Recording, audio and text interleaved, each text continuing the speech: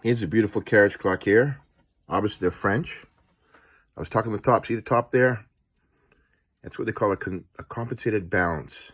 It's very important you buy a carriage clock that has that. It's got little teeth on the outside of the wheel. They're adjustment screws, timing screws. And you can see that visible balance. It's got a hairspring there. That's the kind of platform escapement you need. If they have a regular escapement on there that's like, it looks like a wagon wheel, very smooth outside, it's called a cylinder balance. And they're just a shit quality movement. So this is the kind of movement you want to have. See a little thing? So realize there's little screws, timing screws on the outside. That's what you're looking for. And look at this beautiful clock here. This used to be, what, about $3,500 clock. Now it probably would be $1,500. It's a pretty nice example. Nice silvered mask. Beautiful silvered case. You know, I've never seen, very rarely seen a silvered case like this. It's most likely brass under there, of course, but it's been silver gilt as opposed to regular gold gilt. And the back here's got the winding. You got the winding on the left does the time. The winding on the right does the hour strike. And it's got an alarm too, I believe. Nope, that's got the hand. No alarm on this one. It's got the hands. That's H-A-N-D right there. And that's the movement. Beautiful mechanism. You know, these things are just so high caliber. They bring less money than they're worth. You couldn't make this mechanism for that kind of money today.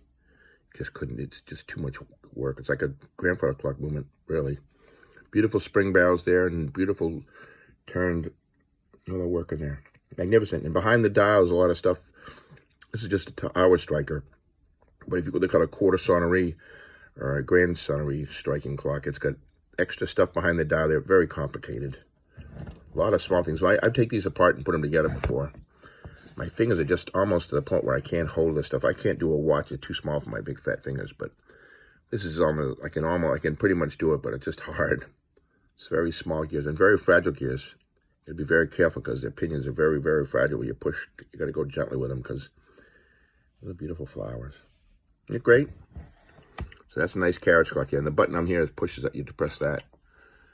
And that does the hour strike, which you'll type 3 times. 1, 2, 3, it's almost 4, you see? So now you know all about carriage clocks. The one you showed me the picture of was average, no big deal. You can get one of these that's not such a fancy case for about $600, really. You know, and they just, even with the hour strike, but just a smooth case like the one you showed me. The fancier the case, the more money. This is a pretty fancy case. It's worth maybe, at auction, maybe $1,200. You get a smooth case, it's $600, and, you know, and it's crazy. The movement's exactly the same. It just, you know, and the prices are just so little for this stuff. You could never replace it for a day for the price they bring. Anyway, it's small, nice for a mantle.